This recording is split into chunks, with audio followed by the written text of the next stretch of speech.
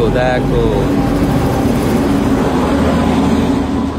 Sealdah Jalpaiguri road Humsafar express, দুটো sleeper দিয়েছে, S1 আর S2 মনে হয়, এটা S2, আর প্রত্যেকটা বগি হবে 3rd AC।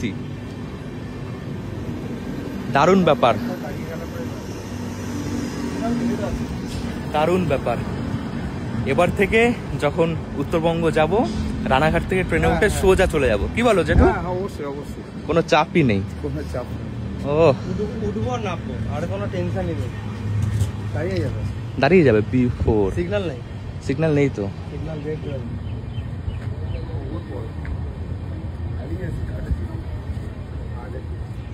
জলপাইগুড়ি